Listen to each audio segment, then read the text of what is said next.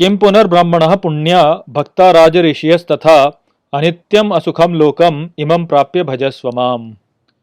Hello friends, this is the 33rd shlok of the 9th chapter of Bhagavad Gita, and today we will understand this shlok in detail. So let's first go over its meaning. So the shlok says, Kim punar brahmanah punya, which means what to repeat for the Brahmins, virtuous bhakta raj rishiyas tatha, which means devotees and the royal rishis. Anityam asukham lokam, which means in the world of eternal sorrow, imam prapya bhajasvamam, which means attain by worshipping me. So, in the previous shlok, Sri Krishna had mentioned that those who find refuge in me, they could be the most oppressed people, like the ones born in sin, ladies, or the Vaishyas and Sudras. They can also attain Sri Krishna, is what he said over there. Now, here he is adding to that idea and saying that what then to think about the Brahmins or the devotees and the Raja Rishis, which is the sage kings. So, what to talk about them? They will definitely attain Sri Krishna if they were to go into his refuge.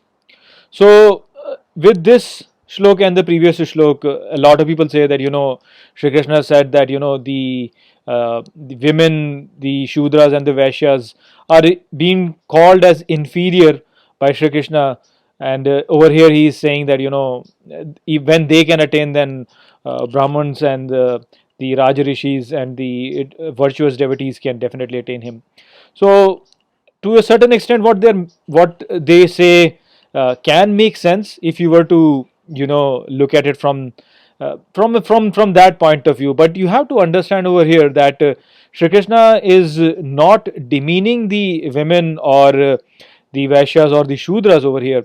What he is saying is that the Brahmins and the devotees and the Rajarishis, they are higher in the journey of self-realization, and so it will be easier for them to attain Shri Krishna than the other ones.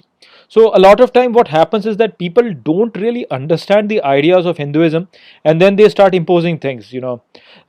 They many times don't understand that in Hinduism there is the idea of rebirth, and there is no one single life as such. There are many lives, and this entire life is considered to be a journey that people take to learn something from this life. It's very different from what is being said in the other traditions such as Christianity and Islam, wherein they just have one life, and so they think of it from that point of view, and then they impose these ideas and say, oh, how can they say these things?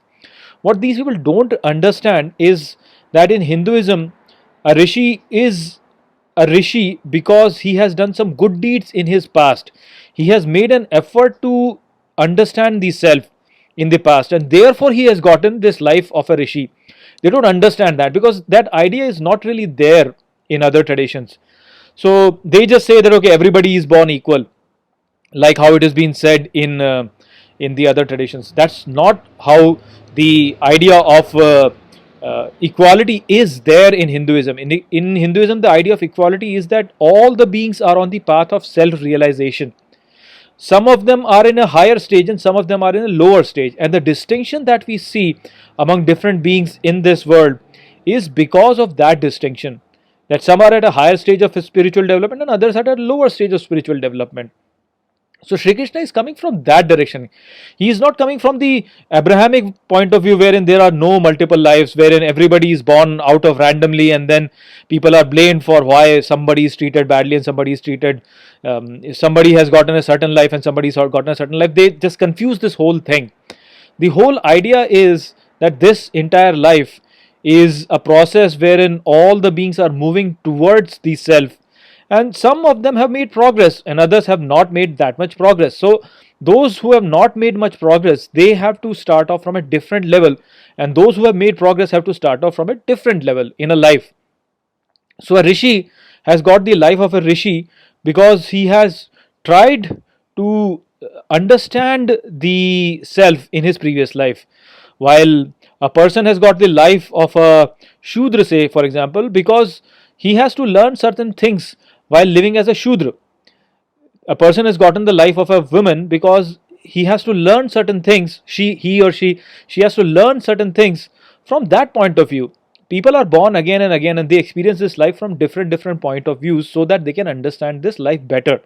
That is how Hinduism looks at it. And so when you start to understand that, then this whole thing starts to make progress.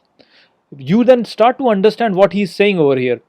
You can understand it from the point of view of school. Imagine this whole life to be a school where different people are getting different lessons. Some have made progress, so they are at a higher level, they are in a higher grade, while some have not really made progress, and so they are at a lower grade. Now, if you want to explain the deep ideas of which are very complicated, it will be very difficult for you to explain that to a person who is in a lower grade than to a person who is in the higher grade. And that is exactly what Sri Krishna is saying over here. That those people who have not really made much progress in a spiritual development, they can also attain me if they were to find shelter in me. Then what about those people who are already they have, who have already made progress? Brahmins have already made progress. The virtuous devotees have already made progress. The Raj Rishis have already made progress. So it's easier for them because they're at a higher stage. So that is how you have to understand what people have done in terms of politics right now is that they have first of all defamed the Brahmins, they have defamed the whole Indian system, and then they come up with all these stupid arguments saying that, oh, these guys are all casteist and these guys are all misogynists. They don't understand from where this guy is coming from, where Shri Krishna is coming from. Shri Krishna is coming from a very different point of view than what these people are imposing. They don't understand these things and then they do these things and they confuse everybody else also. So don't fall for such people, stay away from such people. They have no idea what they are talking about, and try to understand it in the right way. You have to understand that this life is a test for all of us, and it doesn't end in one life. It is going on life after life after life after life, and all the beings have to get closer to Shri Krishna, and whatever is the best situation for them to move closer to Shri Krishna, that is the life they get. A Shudra gets a life of a Shudra because that is the best way for him to get closer to Shri Krishna. A woman gets a life of a woman because that is the best way for him to get, for him or her, for her to get to Shri Krishna. So that is how this whole process is going on. A Rishi has gotten a life of a Rishi because he has made progress and now he has to go to a higher level. And so understand it like that. When you'll understand it like that, this whole shlok will start to make sense to you. People have just made a whole mess out of it because they don't understand anything. They look at it from a different point of view and then understand it in a different way, and they have just created a mess. So don't fall for them. Understand this shlok better. Okay, I hope I have explained this shlok well to you. With that, I'll close this video. I will see you all in the next video. Take care.